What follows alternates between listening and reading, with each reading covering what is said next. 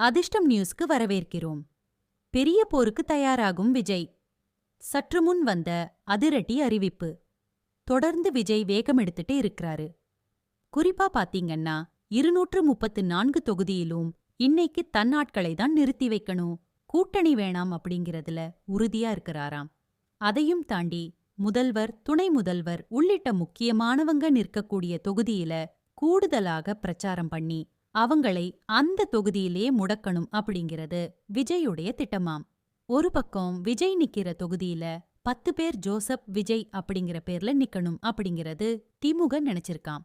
இதே மாதிரி ஆதரவோர்ஜுனா இப்படி அவங்க பேர்லயும் ஒரு 10 பேரை வேட்பாளரா போட்டு விஜய அந்த தொகுதியை விட்டு வெளியேற முடியாதபடி பார்க்கணும் அப்படின்னு திமுக திட்டமா இருக்கு. இதை உடைப்பதற்கு விஜய் அவர் தொகுதியில ஒரு தடவை தான் பிரச்சாரம் பண்ணுவாராம். அதுவே போதும்னு நினைக்கிறாரு. ஸ்டாலின் தொகுதி, உதயநிதி தொகுதி, செந்தில் பாலாஜி தொகுதி, இப்படி முக்கியமான ஸ்டார் தொகுதிகள்ல விஜயோடைய பிரச்சாரம் இன்னும் ஆழமாக இருக்கும்.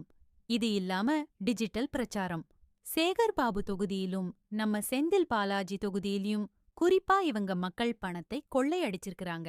கரூர் விஷயத்துல இவர் என்ன பண்ணாரு, அறநிலையத்துறை விஷயத்துல சேகர் பாபு என்ன பண்ணாரு அப்படின்னு பர்சனலா சில அமைச்சர்கள் பேரை குறிப்பிட்டு அவர் டிஜிட்டல்ல பிரச்சாரம் பண்ண போறாரு. இது அமைச்சர்களுக்கு மேலும் பயத்தை கிளப்பியிருக்காம். ஏன்னா இன்னைக்கே அமைச்சர்கள் என்னதான் காசு தந்தாலும் அங்க இருக்கக்கூடிய பெண்கள் ஆதரவு, இளைஞர்கள் ஆதரவு இவங்க கிட்ட இல்லை. பல கருத்துக்கணிப்புகள் பார்க்கும்போது போன தேர்தலை விட இந்த தேர்தல் கொஞ்சம் வித்தியாசமானது. அதுவும் குறிப்பா பாத்தீங்கன்னா யார் ஜெயிச்சாலும் ரொம்ப குறைந்த வாக்குல தான் ஜெயிப்பாங்க.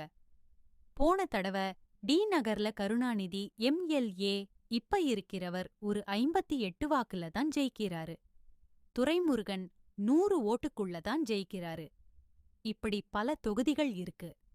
அப்ப இன்னைக்கே எப்படி 2011ல ஸ்டாலின் 2700 வாக்குகள்ல தான் சைதை துரைசாமியை விட அதிகம் பெற்று ஜெயிச்சாரு. அப்ப இன்னைக்கு அவர்